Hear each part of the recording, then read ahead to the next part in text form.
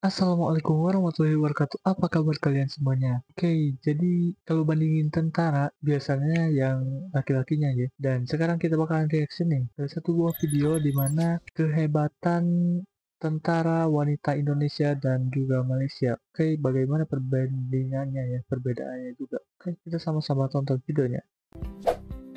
Sebagai negara tetangga yang langsung berbatasan wilayah, Indonesia dan Malaysia tentu memiliki keamanan yang terbilang cukup tinggi. Tugas ini dipikul berat oleh para tentara.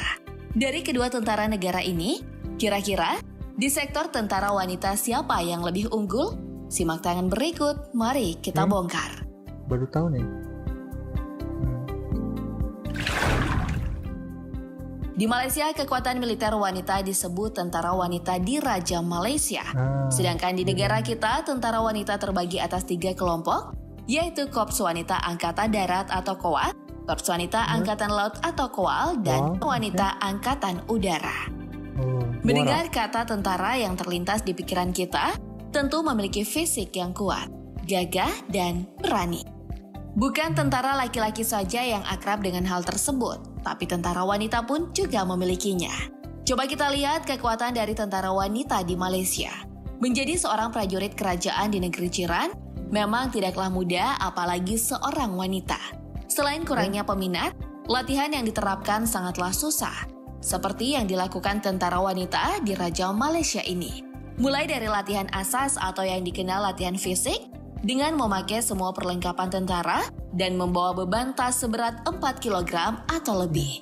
Dengan keadaan seperti itu, ia diharuskan melewati rendahnya kawat duri yang disertai lumpur hanya berjalan tengkurap dan melewati genangan air hanya 1 pijakan kaki. Belum lagi latihan fisik yang lain dari push up, roll depan hingga berguling yang semuanya langsung diterpa panasnya terik matahari. Latihan tadi juga tak jauh berbeda dengan di Indonesia, tapi negara kita lebih parah. Tak hanya laki-laki, wanita pun juga memiliki latihan asasi yang berat.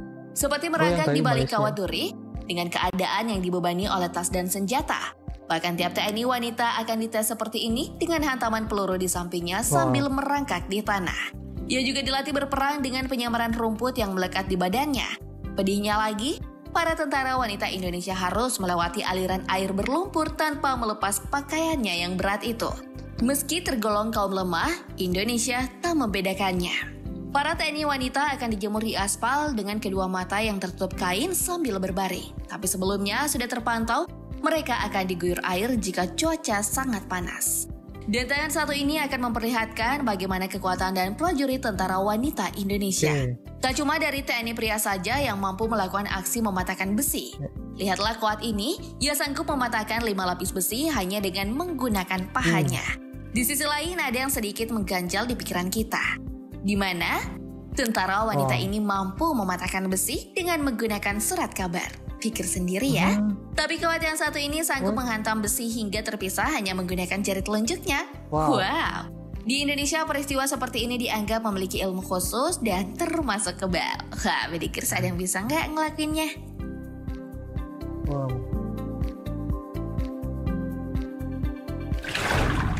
Oke.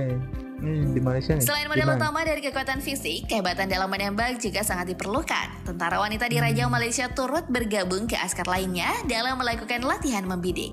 Dengan posisi tengkurap, ia benar-benar dilatih menembak layaknya seorang penembak jitu. Mulai cara pegang senjata yang benar, mengganti peluru, sasaran tembakan, hingga posisi badan tak luput dari perhatian pembinanya. Beralih ke Indonesia, latihan seperti tadi sudah pasti lumrah di kalangan militer. Apalagi di negeri tanah air kita, pelatihan menembak selalu digembleng dari beberapa pimpinan tentara. Agar tentara wanita juga memiliki kemampuan yang setara dengan TNI. Jarak sasaran tembakan selalu ditingkatkan, seperti menembak jarak dekat, sedang bahkan ada yang mencapai hingga 300 meter sampai 400 meter. Jenis senjata yang digunakan dalam latihan juga bervariatif, ada pistol, senapan, dan ada yang lebih kerennya adalah senjata sniper.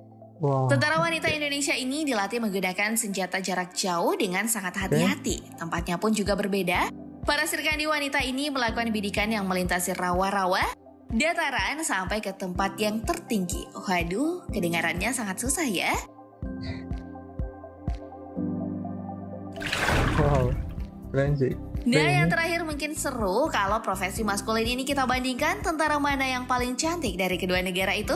Untuk Malaysia sendiri, para prajurit tentara wanitanya hampir keseluruhan memakai hijab, sedangkan negara ya, kita sebagian ada yang memakai hijab dan ada juga yang tidak. Meskipun kerjaannya keras dan selalu di bawah naungan sinar matahari, ada juga beberapa tentara wanita negara bertetangga ini yang bikin gagal fokus karena kecantikannya. Mending kita intip langsung saja ya, pedikers. Gimana? Cantik dan manis kan? Well, masih ada satu tayangan dari TNI kita. Wah, saat latihan nembak aja udah keluar ya aura cantiknya, apalagi udah dandan, mungkin tambah cantik lagi ya. Menurutmu tentara wanita mana nih yang paling cantik? Komen di bawah, Bedikers. wah oke, jadi itu dia videonya tentara pria dan juga wanitanya gitu dari segi latihannya. Mungkin untuk prianya repetisinya lebih banyak gitu dibandingkan wanita, tapi secara keseluruhan mungkin kedua tentara ini memiliki latihan yang hampir sama gitu dari segi kekuatan gitu disesuaikan dengan kapasitas wanita gitu. Dan ya gak nyangka juga sih di Malaysia semua tentara wanitanya memakai hijab ya, dan sedangkan di Indonesia karena beragam agamanya juga jadi bebas, ada yang menggunakan hijab, ada yang juga tidak. Dan mungkin itu saja untuk video kali ini. Jika kalian ingin request video yang akan kita reaction selanjutnya, kalian bisa komen aja di kolom komentar dengan linknya ya. Dan mungkin itu saja untuk video kali ini. Jaga kesehatan kalian. Wassalamualaikum warahmatullahi wabarakatuh.